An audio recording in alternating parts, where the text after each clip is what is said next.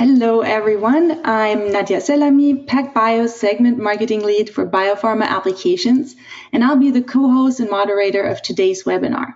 I want to welcome everyone to this webinar with today's topic focus on the use of HiFi sequencing in biopharma applications. I would like to introduce my co-host and our first speaker today, Liz Tseng, the Associate Director for Product Marketing for RNA and gene therapy applications. In the first part of our webinar today, we'll hear a short pre-recorded talk by Liz with an overview of HiFi sequencing applications in the drug discovery and development process. And following that, we'll have a live Q&A panel with our wonderful experts today. Let me introduce our panelists today.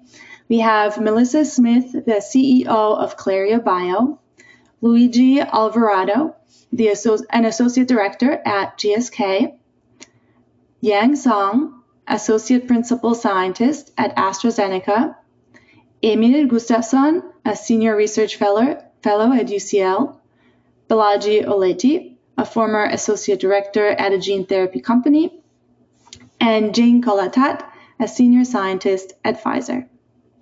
We have a number of questions prepared for our panelists, but you're welcome to submit your questions at any point during the webinar by typing them in the area provided on your attendee control panel, and we'll try to get to them either in the chat or at the end. We've also uploaded complementary literature to your control panel, so please feel free to download this and take it with you. We'll be recording this webinar and making it available for download in the coming weeks, so please keep an eye out for the follow-up email with the link to the recording. And immediately following this webinar, you'll receive a brief questionnaire. Please do take the time to fill it out as it helps us understand your needs and plan for future webinars. You can stay up to date on upcoming webinars and events by visiting and bookmarking pacb.com/events. So with that, let's get started with Liz's brief talk before we have the live Q&A with our expert panel.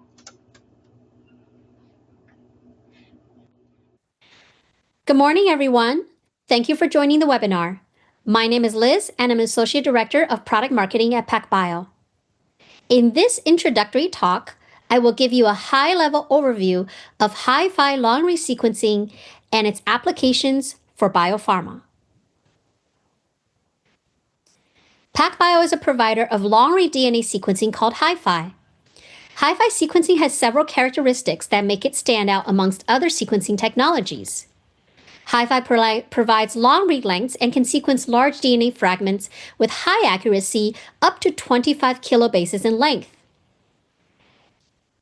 The long read lengths allow you to do several things, meaning you can bridge through repetitive regions or phase-distant variants in the genome. In transcriptome, this means you can see entire full-length transcript isoforms, while in targeted applications, entire amplicons can be sequenced. High accuracy also means you can confidently call variants. Finally, HiFi does native DNA sequencing. This means there's no amplification or synthesis bias.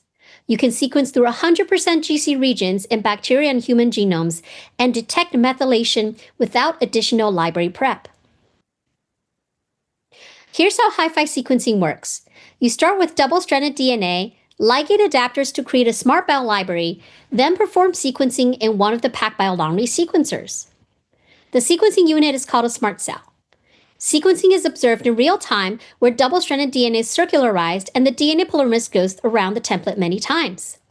A consensus sequence is called from the multiple passes of the same DNA inserts, and the result is a HiFi read. The HiFi benchtop sequencer is called Vega. It supports all HiFi applications that we will describe in the following slides. While Vega is the best choice to get you started, we also have a production-scale sequencer called Revio. It can run 4 SMRT cells instead of 1 compared to Vega, and has more sequencing yield per run. Both Vega and Revio use the same set of sample and library preparation kits to create SMRTbell libraries. PacBio does not just sell the sequencing instruments. We provide an end-to-end solution, from sample and library preparation to sequencing to bioinformatics analysis. HiFi supports a broad range of applications. We will now highlight some of them that have direct implications for biopharma. The first is de novo genome assembly. Specifically, PacBio can do microbial whole genome sequencing where you can get closed genomes with accessory plasmids. No short read polishing is required. The high consensus accuracy and the ability to sequence through repetitive regions and high GC content means you can identify strains, antimicrobial and antigen genes at base resolution. Depending on the throughput, sequencing system, and library prep used, cost per isolate can drop to $27 and below. Plasmids play a vital role in biologics research and development. Since many plasmids may contain errors or be incorrectly annotated, carefully sequencing the full plasmid, including the backbone, is an important step in maintaining integrity in research. Traditional Sanger sequencing is limited to confirming insert sequences or may involve complex primer walking. With HiFi, you can sequence full-length plasmids, including backbone, promoters, resistance genes, and gene inserts, without relying on a reference sequence. The next application is in the gene therapy space, where PacBio is used for AAV sequencing. Recombinant AAV is a gene therapy vector favored for its non-pathogenicity, low immunogenicity, broad tissue tropism, and stable long-term expression of transgene. It has a packaging limit of 4.8 kilobases, which means a full-length AAV sequence can easily be covered by one HiFi read. HiFi sequencing has been used to discover new AAV species, select for new capsid candidates through directed evolution, characterize genome heterogeneity that arise from different vector designs and production processes, as well as the use of whole genome sequencing for identifying host integration events. Here's one such example.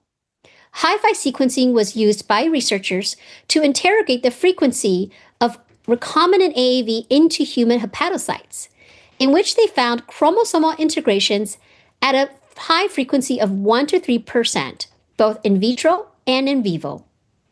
Importantly, most of the inserted sequences were heavily rearranged and were accompanied by deletions of host genomic sequences at the integration site. Now let's move on to full-length RNA sequencing. Eukaryotic genes go through alternative splicing to generate different isoforms, many of which will encode for different proteins or serve different regulatory roles.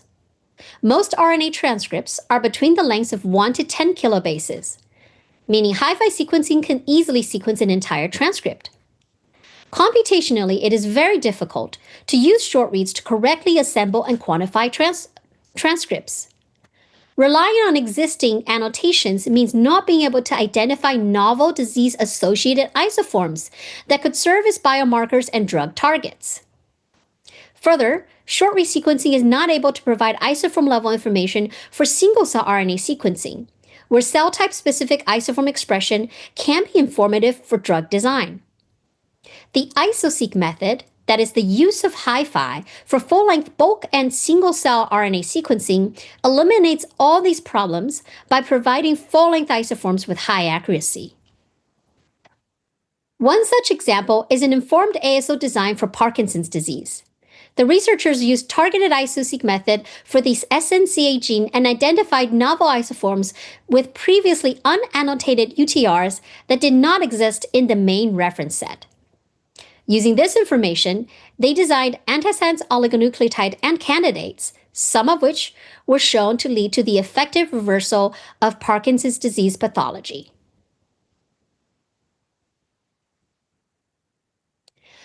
Another example is the use of single-cell Iso-Seq for neoantigen discovery in colorectal cancer samples. Using the novel isoforms identified in the disease samples, they found 24 neoepitopes for potential cancer vaccine candidates that show strong binding affinity to all three HLA classes. Finally, for mRNA vaccine development, Iso-Seq can serve as a QC method for determining the size and quantity of the mRNA product. several methods have been published that showcases the ability to characterize the poly-A tail both in length and sequence content.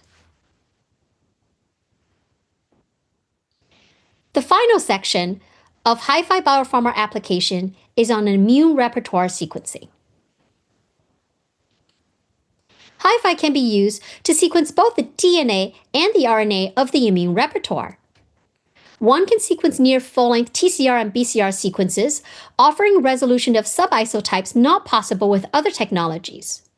Further, gDNA capture of the immunoglobulin heavy chain allele has demonstrated an astounding diversity in the human population, including both small and large structural variations that have implications for immune response in drug development.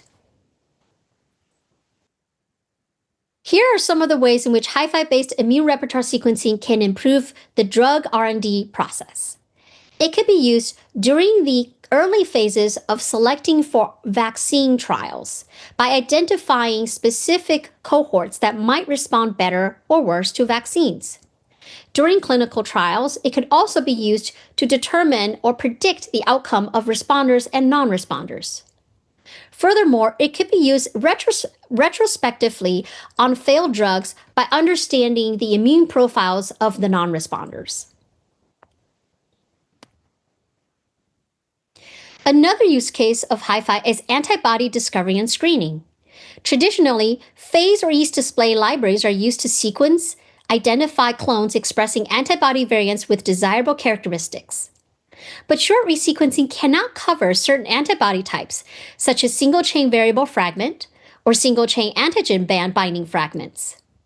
Meanwhile, Sanger sequencing suffers from low throughput, high hands-on time, and limits the number of clones that can be analyzed. Long-read sequencing enables the ability to do high-throughput screening of thousands or more clones with high accuracy. To sum up, HiFi enables many biopharma applications. This includes RNA sequencing for biomarker and target discovery, whole genome sequencing for detection of DNA variants for target discovery, AAV or amplicon sequencing for the characterization of genome heterogeneity, immune repertoire, antibody screening, and gene editing outcome assessment. If you're interested, please visit us at pacb.com/biopharma. Thank you for listening to my talk. Welcome back, everyone. We just have a short message from our partner Azenta GeneWiz. They're now the first service provider to offer CLIA/CAP accredited HiFi sequencing for biopharma researchers. So please explore theirs as well as our other PacBio service provider offerings. So with that, let's move to our panelists.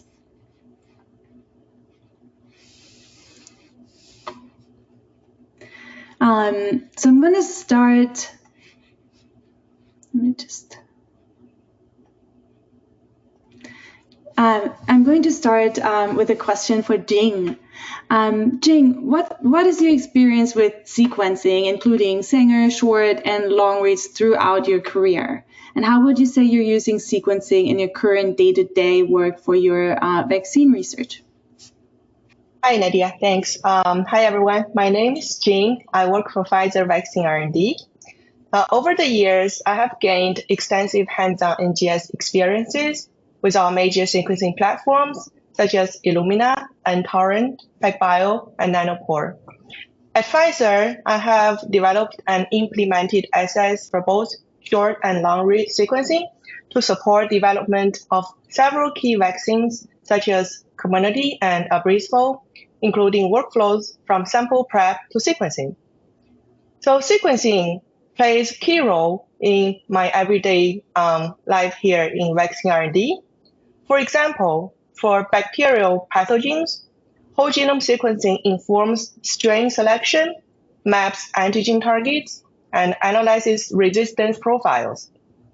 Sequencing immune repertoires helps understanding host response to the vaccine. And global sequencing data supports outbreak tracking, transmission mapping, and vaccine deployment strategy. Wow. So for the bacterial whole genome sequencing in particular, what is the advantage of HiFi over the other sequencing technologies, and why does it matter? Yes, for bacterial whole genome sequencing, the HiFi offers highly accurate long reads and enables us to assemble complete bacterial chromosomes and plasmids, even in regions that are highly repetitive or GC-rich, without the need for extensive gap filling like short reads. Also, unlike short reads or other noisier long reads, HiFi also detects small variants, structural changes, and methylation simultaneously. And this matters because comprehensive and accurate genomic insights directly inform vaccine safety, antigen consistency, regulatory compliances, and understanding of pathogen biology.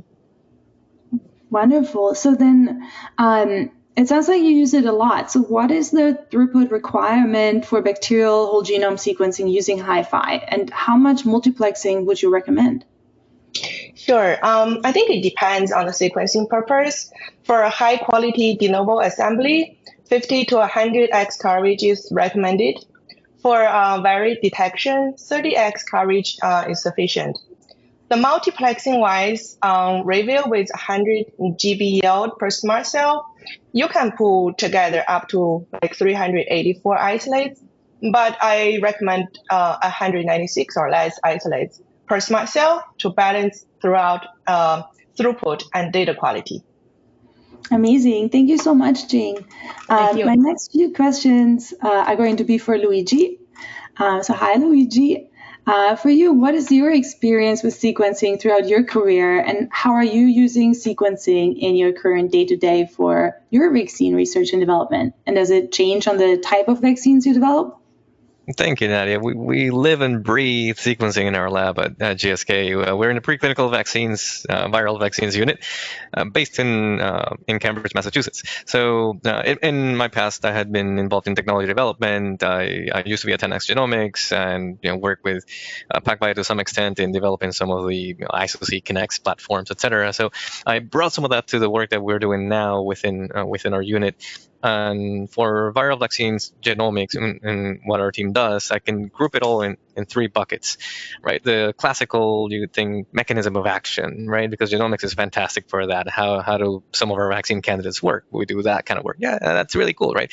But I'm excited about the 2 other buckets, right? One of them is critical quality attributes, because every time, plenty of people in the world right now are working on nucleic acid-based vaccines, right? That's one of the most, one of the hottest modalities nowadays.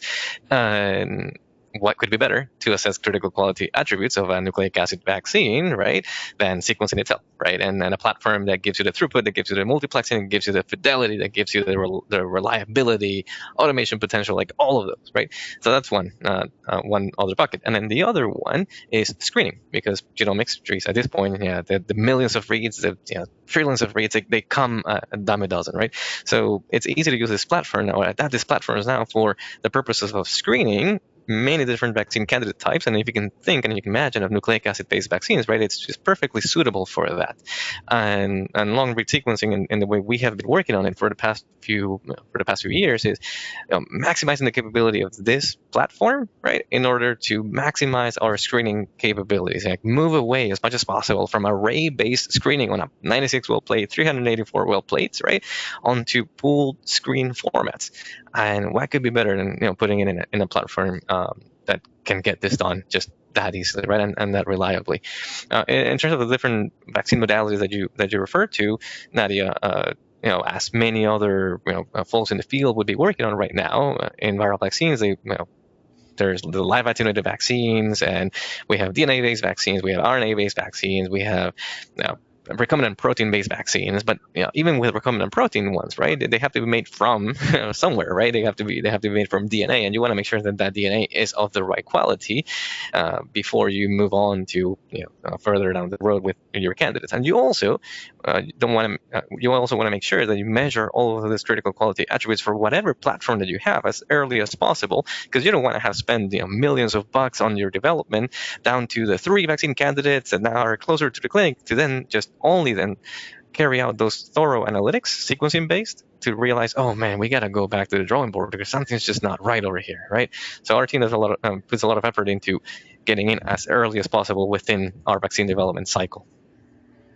That's fantastic. And I love the excitement that you bring to this, Luigi. So you mentioned the critical quality attributes of CQAs. So I think you mentioned it already in your answer, but could you just spell out again, what is the advantage of using HiFi that might be difficult, or which information would HiFi bring that's difficult to get from other sequencing technology for the CQAs? Yeah, absolutely, right. So many years ago, what seems like many years ago now, during the pandemic, many, if not all of us here, right, we got that vaccine injected into our shoulders, and maybe at that point we were thinking, oh yeah, we assume that the sequence of that RNA molecule that got into our shoulders is the right one, right? It had the right sequence of nucleotides, and we kind of took it for granted. We hope it was the case, right? And now we're in a position where we can evaluate those kind of attributes. So the sequence fidelity, for example, sequence identity is just of critical importance, especially as you're getting closer and closer to a clinical stage, right? And with vaccines, it's just a very interesting space where you're not treating patients, right, with your drug substance or your drug product, but instead you're going at healthy folks and you're trying to prevent disease from them. So you better not inject something onto them that does not have the right quality attributes. So making sure that you have the right platform and the right readout with the perfect amount, or minimizing all of those other effects, so that you're making sure that you're truly reading out what is the sequence of nucleotides in your nucleic acid-based vaccine is incredibly important. It is something that we are, of course, very incredibly interested in, and I think the PacBio platform is amenable to something along those lines. It also does come with some of the benefits, and you showed Liz showed a quick slide on that, right, within the CQAs for mRNA-based vaccines, in that PacBio actually can do a pretty decent job in getting a good poly-A tail profile, which is one of the most important attributes within mRNA-based vaccines, right? Arguably one of the most important ones. And PacBio can do a pretty good job at that, right? And it's a pretty tough string of letters to read out on a sequencer, yet it does seem to do a pretty decent job at it, right? And it's something also that piques my attention. And there are other attributes as well, such as the multiplexing, the capability with Kinects, like how you can tweak the product to do something that it's not supposed to be doing, but kind of like ad hoc tweak it so that it can do what you're supposed to be doing or what you want to be doing with your function and your projects. Well, you mentioned the multiplexing. Let me hook right in there. So, tell me a little bit about your requirements for throughputs and multiplexing. Like, what do you need and what would you recommend? Yeah, absolutely. So imagine that you have hypothesizing that you have a function, you have a team that is working on nucleic acid-based vaccines, let's say RNA-based vaccines, and then the molecular biology team, they can churn out, 500 to 600 different RNA candidates, right? And then you got to be able to sequence them if you want to get the critical quality attributes out of them, right? But then you think, all right, could I then do this in a much faster? Can I sequence 600 of these folks, right, at the same time? So I think having the multiplexing capability of hundreds at a time within the same smart cell within a PacBio instrument is outstanding, and it can be done. It has been. I have seen it in plenty of presentations of other folks around, and our team is working at that as well, in getting hundreds of candidates within the same flow cell, not flow cell, within the same smart cell, with and without barcoding as well. Because you can imagine that for nucleic acid-based vaccines, the sequence itself can serve as a barcode rather than having to attach exogenous barcodes. Or you can do that too, right? And then it becomes this combinatorial multiplexing approach where you can have thousands, and the sky is the limit. Amazing. Thank you so much, Luigi. Next, I have some questions for Yang. Yang, how has your sequencing experience led you to now use HiFi sequencing for antibody screening? Thanks, Nadia. Hi, everyone. I have been working in AstraZeneca in Gaithersburg R&D department for 5 years, and I'm leading the NGS team here to provide in-house support to a variety of applications like target discovery, lead generation, cell line characterization, and all kinds of stuff. And we have been in the Department of Biological Engineering. One of our major responsibility is to use NGS to screen antibody libraries coming out from the discovery platforms like phage display, yeast display. And before, when we work with native antibodies, like we can use short read platforms like Element Bioscience and Illumina sequencer we're having in-house to read the full length sequence, covering not only the CDR3, but all the frameworks and the CDRs.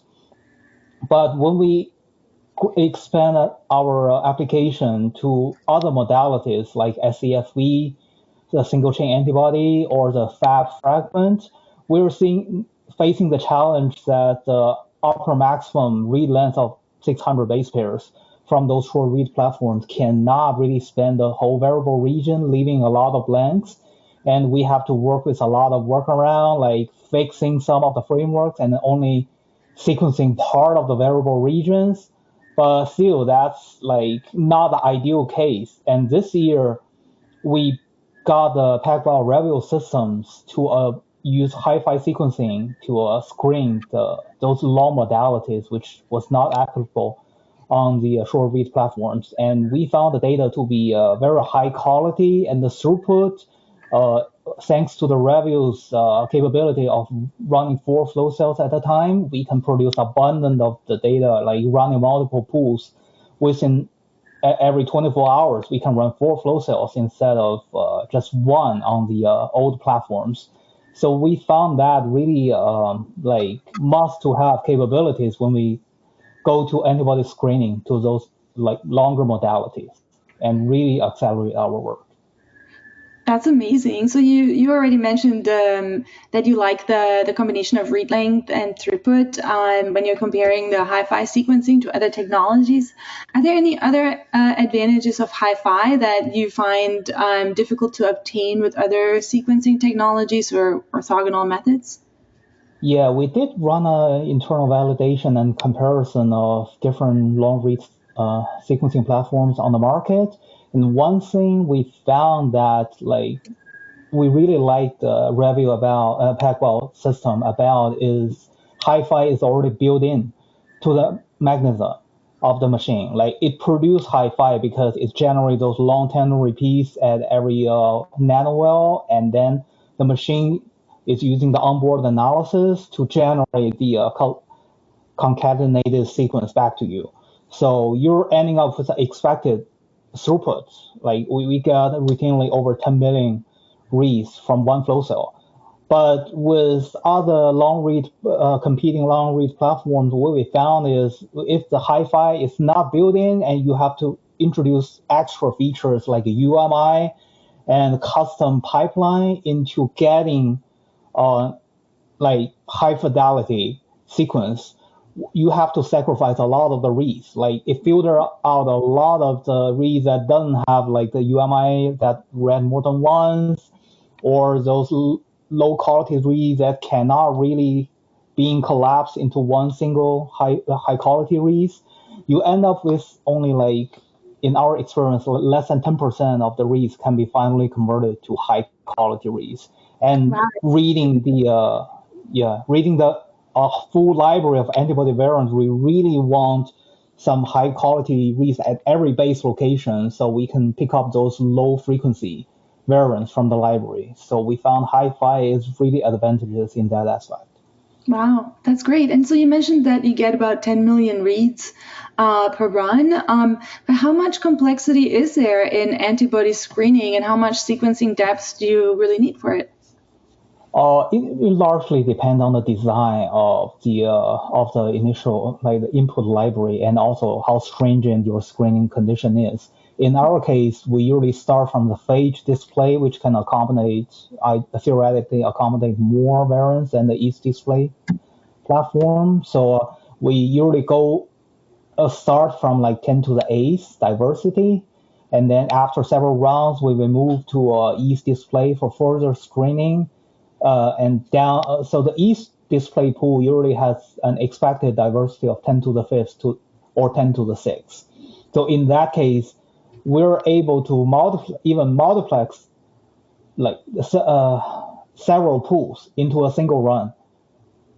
But in the case of the phage display, where we expect higher diversity, we may have to do several runs for a single pool. And that's actually when Revio is superior to the, I think Vega will We actually have a Vega in the UK, AstraZeneca site, but we found the Revio's capability of running 4 flow cells at a time is really good for our application because we run that routinely, almost on a weekly basis.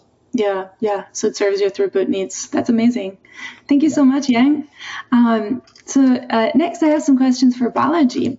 Balaji, so in your experience, how can HiFi sequencing play a role in AAV gene therapy research and development?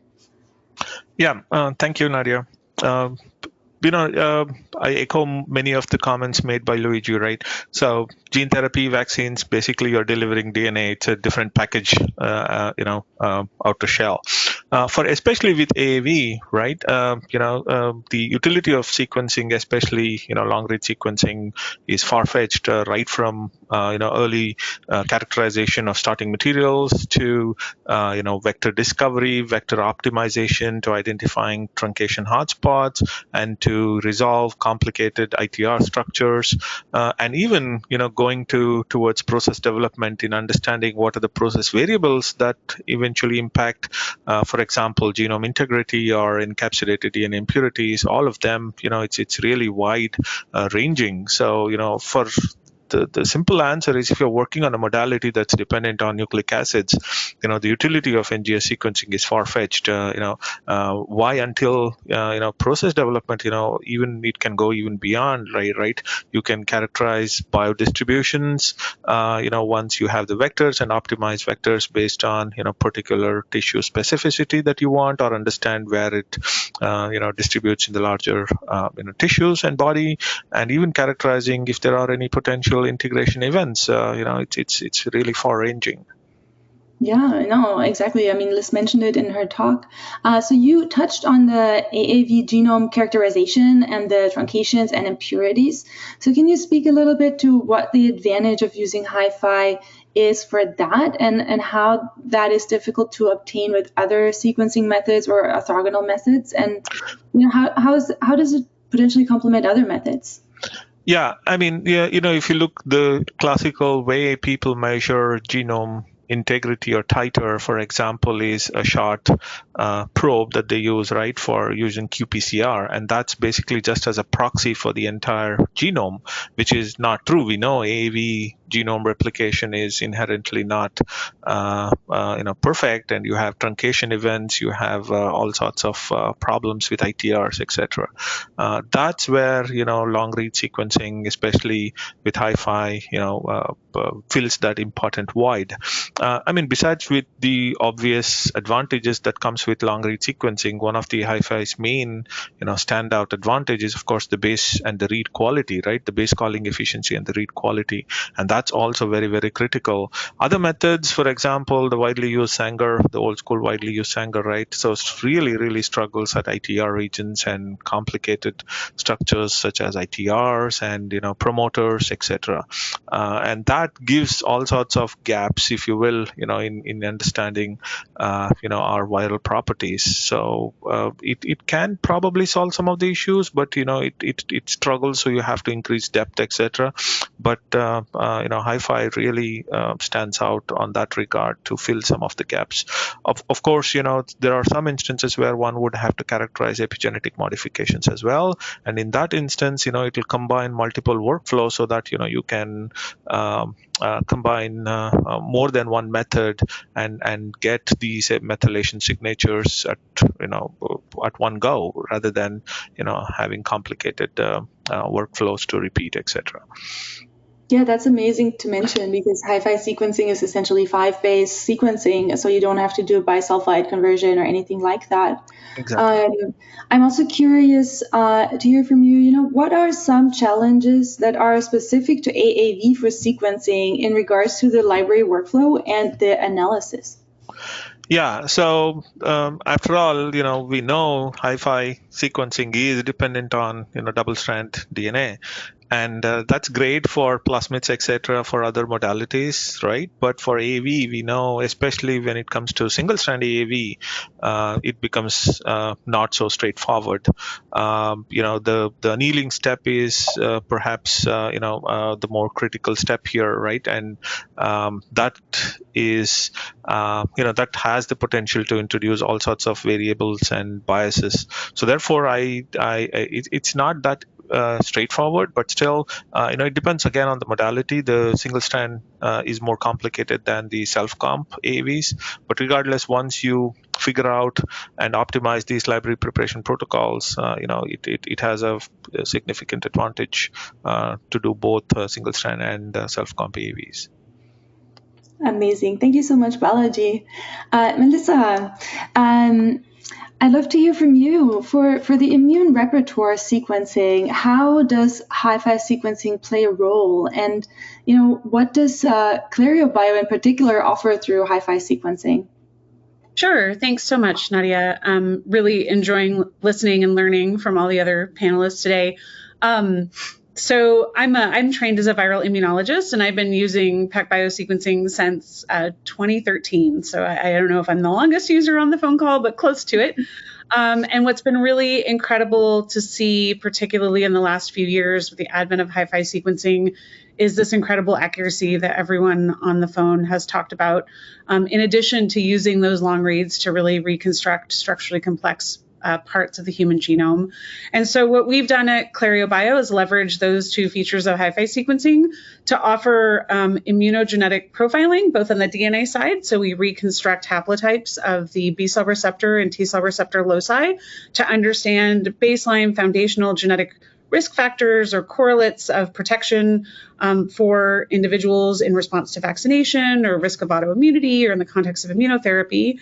And then we also have a parallel product on the RNA space where we do full-length antibody transcript sequencing.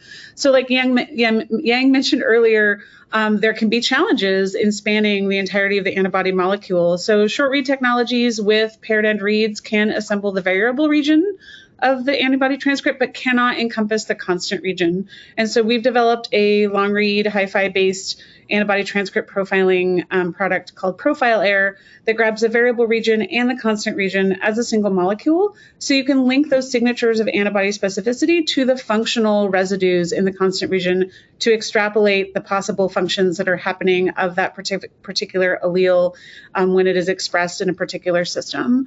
And so HiFi is critical for what we do. All of our technology is based on those highly accurate long reads, and they're absolutely essential for getting a picture of both the foundational immunological start that we all have in terms of our potential to respond, as well as how immune receptors, both T cells and B cell receptors or antibodies, are responding in the context of a vaccine response or an infectious insult. Amazing. Thank you. So you already mentioned some of the advantages of HiFi, like the accuracy and the read length, but what are the advantages of HiFi that are difficult to get from other sequencing methods? Sure. I think this is really important, particularly in the immune repertoire space, because the immune repertoire varies by indels. So specifically on the antibody or B cell side. So as a B cell engages with its target antigen, it undergoes affinity maturation and somatic hypermutation, which adds non-templated nucleotides at the junction of those variable region gene cassettes. And that can expand the size of that variable region. And the most important part of the molecule for contacting antigen, as Yang mentioned earlier, is the CDR3 or complementarity determining region 3 that creates a fold that reaches in to bind antigen. If that expands too far, you actually get outside of that paired end reconstruction read length. And so we found in our first proof of concept study for our Profile Air technology, which was originally called FLAIR in the academic publication, that you can actually capture outlier extremely long CDR3s with HiFi sequencing that you can't capture with short read paired end reads. And that's really important because there are a lot of fields, HIV in particular, where those long CDR3s appear to be really necessary to be really necessary for the most potent neutralizing activity in certain systems. And so you don't want to miss something that could be really important downstream. And we know with the HiFi approach, we capture everything, and then we can parse out what's important and what's not afterwards, as opposed to having any concern that we've left anything on the drawing table just because of a technology limitation. Yeah, that's awesome. I mean, it also kind of reminds me of what Luigi said. You want to know as much as you can early on, not to then find yourself at the end and being like, oh gosh, I have to go back to the drawing board, right? Absolutely. So one last question for you. So you mentioned, wanting to get as much information. So then what does that mean in terms of throughput requirements and multiplexing for immune repertoire sequencing or TCR-BCR? Sure. So a lot of this, again, already mentioned by the panel, but it's worth underscoring that the advantages and methodological improvements that PacBio has released over the past few years, particularly in the throughput of the Revio system, as well as the ability to concatenate transcripts with the Kinnex protocol, has really brought the cost down and the coverage up for our particular applications. So because on the DNA side, we're targeting just the adaptive immune receptor loci, we can multiplex multiple samples and multiple individuals per Revio SMRT Cell. So depending on which panel we're using, we multiplex 18 to 50 samples per Revio SMRT Cell, which really drives the price per sample down. And on the immune repertoire profiling side, on the RNA side, we're using that Kinnex protocol adapted for our custom profiling targets, and we can sequence on average 48 samples per SMRT Cell on the Revio and 36 samples per SMRT Cell on the Vega. So we're really excited how that allows us to both provide additional data, higher quality than the other platforms on the market, for at the same or lower prices than other competitors in the immune repertoire profiling space. I think that's amazing to point out, right? At the same or similar price, but higher quality, right? So thank you. Thanks. And Emil, you use sequencing in slightly different ways than the other panelists. So tell us, how are you using sequencing in your research, and which discoveries have you made with long reads? Thank you, Nadia, and hello, everyone. So yeah, I do use sequencing on a daily basis. Mainly it's RNA again. But so my background is I'm a geneticist. I work on neurodegenerative disease such as Alzheimer's and Parkinson's disease. And a lot of my work is to kind of understand gene function, and then by doing so, how we can actually target them therapeutically with things like antisense oligonucleotides. Well, I mean, one reason we really started adopting a lot of long-read sequencing for RNA is a similar problem we had with DNA. We, highly homologous regions, paralogs, pseudogenes, which complicates DNA mapping, but you have the same problem actually with RNA.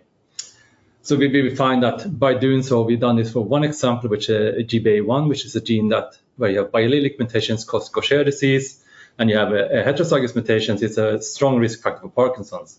The problem is that it has a pseudogene with 96% sequence similarity. And the fact is that then with short-read sequencing, there's no way for you to actually understand the splicing patterns of this gene. So by doing long-read sequencing of the pseudogene and the parent gene, we find that about 40% of the transcript generated from GBA did not do what we expected it to do. So this is a gene where the protein is actually a lysosomal enzyme, but we find that about 40% of all the protein doesn't go to the enzyme, go to the lysosome. And similarly, we actually found that the pseudogene here is a functional gene where it actually encodes a protein, and part of that goes to the lysosome. So really, this is just to understand the genes that we're working on. Secondly, we then thought that we find a lot of variability for every gene we study, but particularly we find this at the UTR regions. And I think Liz actually showed that in one of the initial slides for synuclein. And the idea here is how can we use this variability of the 5' 3' UTR to actually design RNA-based therapies. We've done that for ASOs.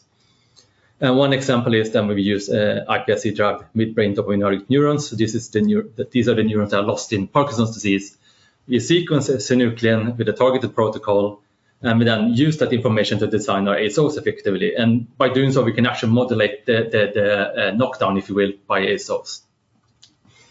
And lastly, we use it now more frequently, is that after you apply an ASO, you can also understand what specific transcript are you targeting. Are you targeting all of it, or are you targeting a certain subset, or the non-coding, protein coding? So it's kind of understand the consequences of these therapies as well. So that's a large portion of why we do long-read RNA sequencing. That's really fascinating. So you mentioned that you did targeted Iso-Seq. So instead of, whole transcriptome sequencing. So what's the rationale behind that, and what's the sequencing depth required for that?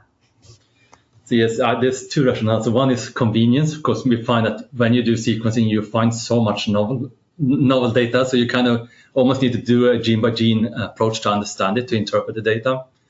The other thing is that we're looking at these are age-related diseases that happen slowly over time. So we're looking for likely very minor, small effects.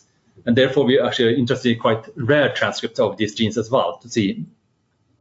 So that's why we've done a targeted approach. And the benefit of that is also that we can multiplex samples, which some panel members already mentioned. And we do a targeted approach, so we can get really high sequence depth over genes of interest across a range of samples at the same time. And it's hard to say what kind of depth we need. We started with about 100,000 full-length or HiFi reads per sample and per gene. We now find that we probably don't need that kind of depth. But we try to aim for around 10 to 15,000 reads at least per sample per gene. Amazing. And we know that you developed this targeted Iso-Seq approach in-house. How helpful was it for you to have an instrument in-house to be able to develop this? Probably crucial. Yeah, there's a lot of troubleshooting back and forth, and also just to be able to get the data out quickly. I think that was one of the reasons. So we're lucky now that we have both the Sequel 2e, which I've done a lot of work on, but we also have a Revio. So yeah, it's just been trying and optimizing some of these protocols, and then also move them across platforms. Yeah, with that, I think you almost need it accessible.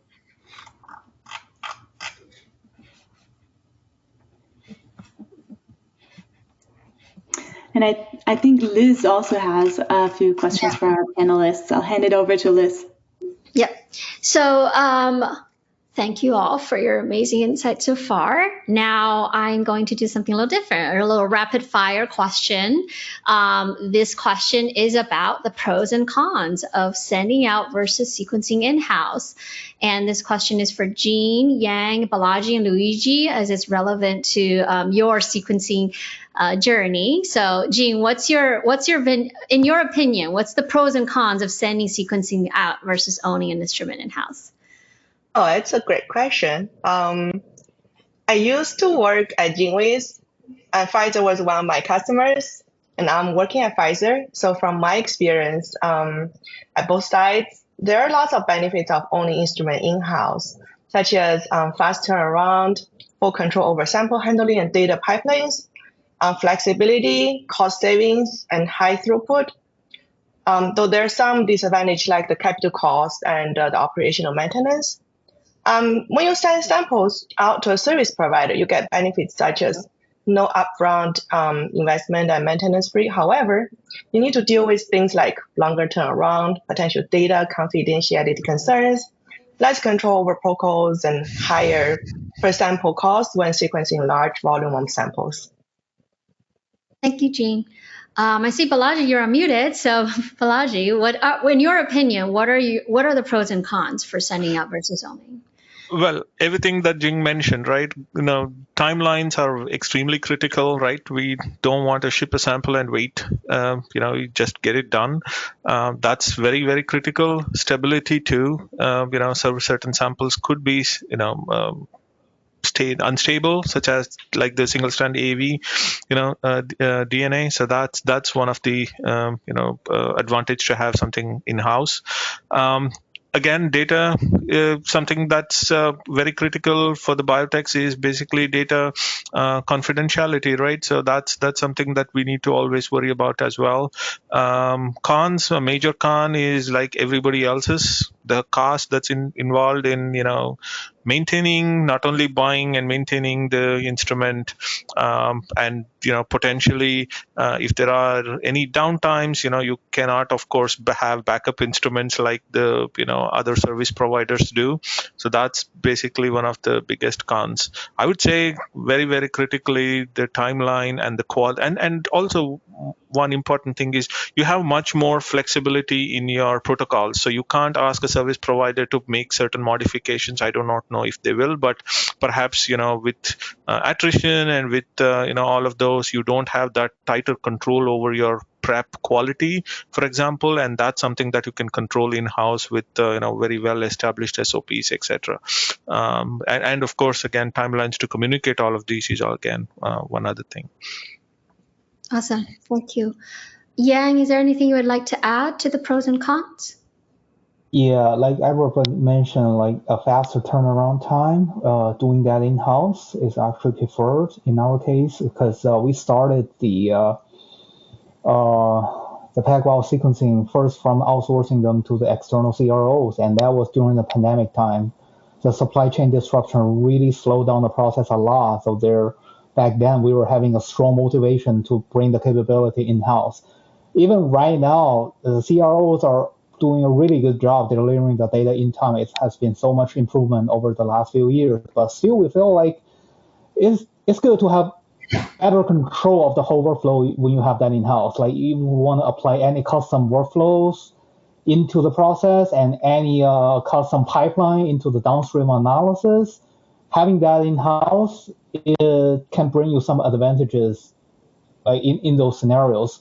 But of course, the cost can be a challenge, especially when you're aiming for the bigger instrument like the Revio versus Vega.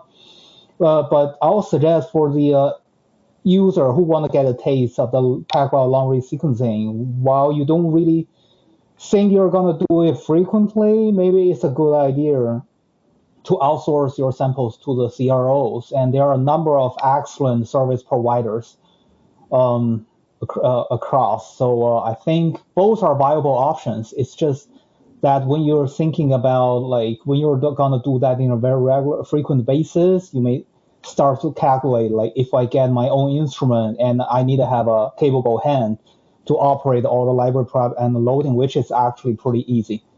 Yeah, in our opinion, then you have to balance those kind of things. Awesome, Yang. Luigi, is there anything you'd like to add? I'll flip some of it on its head in that when outsourcing, the cost actually may not be as bad as it seems, because sometimes the employee's time, the person's time, is more valuable than paying a couple $100 or $1,000 to get some sequencing done out of a CRO, right? I'd much rather have my team, my scientists, be working on a complex experimental design or executing something that is ad hoc, rather than spending time in doing library preparation that is routine, that a service provider can do very well. So I value that very highly. Another use case that has been interesting for us for outsourcing has been parallelization, because that means we have two sequencers on hand, right? And then we are always battling with priorities. And sometimes we have a super high priority critical project that needs to be executed at the time, and we don't want the sequencer to be occupied at that time, right? So parallelization is a massive pro. And another one is data confidentiality from another perspective, because we've run into projects that are bound by collaboration agreements where only a handful of people can see the sequencing data. And in one case, my team couldn't. So we did the sample prep and we outsourced the sequencing, and the data was delivered to a specific person that had the rights to see the data. And then they passed on some secondary analysis data files to us to do the tertiary analysis and so on. So a different perspective on confidentiality for data. Thank you. Love that perspective. Melissa, so Emil, you answered the question already. I'm skipping you for that question. Melissa, your question is slightly different. Of course, you've been working on developing your assays. That is the ClareoBio offering. How important was it to have access to instrument to be able to iterate through this assay development?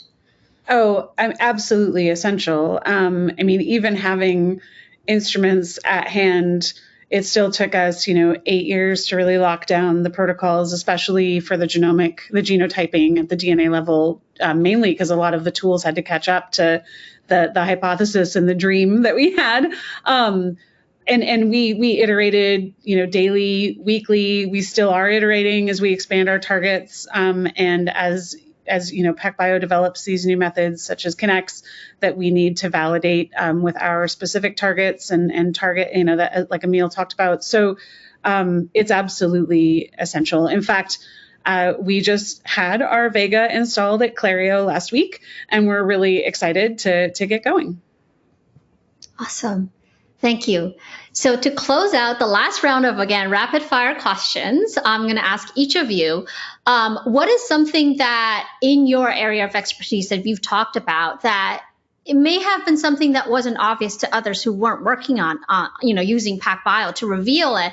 And now this is where you tell them, like, hey, this is for your area of research. This was such a revelation. I know you've all touched on it, but I want to like rapid fire challenge you to be able to express that condensely. It's like, this is how I would express, like, this is what I found with HiFi that is quite important for my area of research that I'd like others to be aware about. Maybe I'll start with Jing. What are some of the ways that you've tried to say, like, hey, this is why HiFi is pretty important for this aspect of your work? Right. Yeah. One thing I like to point out is for bacterial whole genome sequence, more reads does not mean better genome data. There are issues with short reads like sequencing gaps, struggling different regions, and all those things. It matters a lot for antigen discovery. Another thing I want to bring up is some people, they assume that long reads means low throughput, but it's actually not true. So you can actually have high throughput with HiFi sequencing by automating library prep steps, which can significantly reduce time and cost per sample. Thank you, Jing. Balaji, what is something that you would like others working in the AAV field to understand why HiFi is revealing something that's that they should be paying attention to?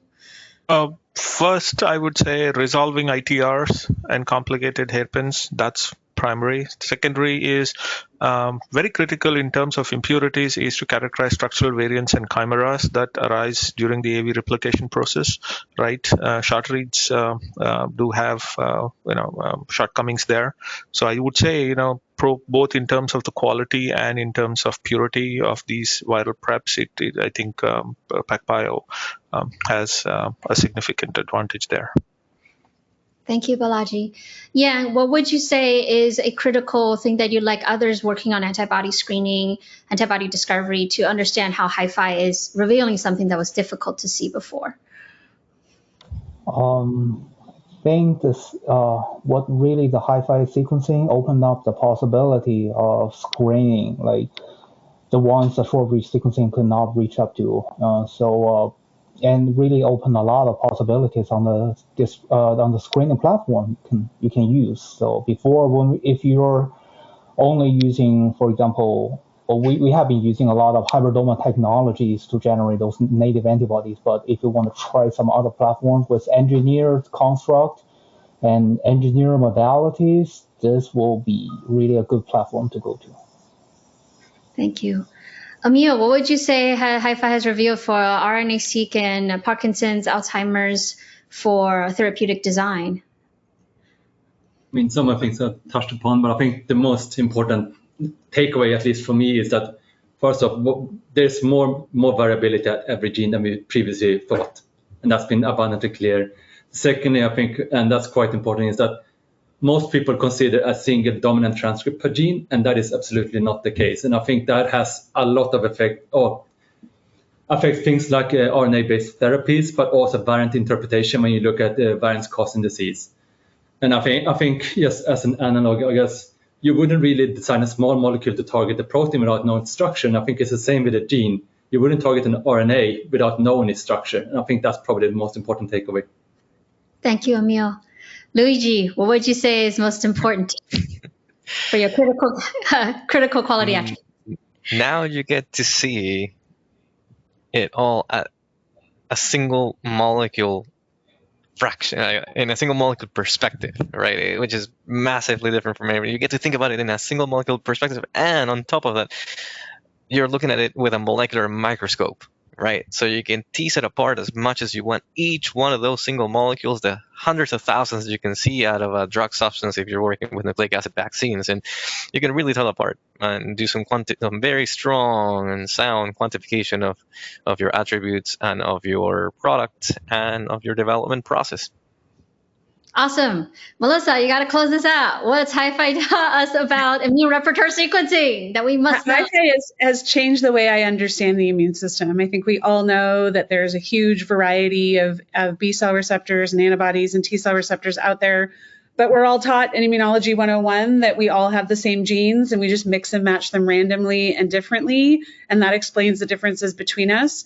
But HiFi allowed us to see the structural variation in the locus and completely disprove that assumption. There's incredible structural variation there that dictates at a foundational level what genes you can express as adaptive immune receptors, and that critically changes the starting place that each of us starts at in order to respond to vaccination or infection or autoimmune risk. And so developing these tools is going to allow us to use those foundational differences, leverage the power of human diversity to generate more precision healthcare in the future.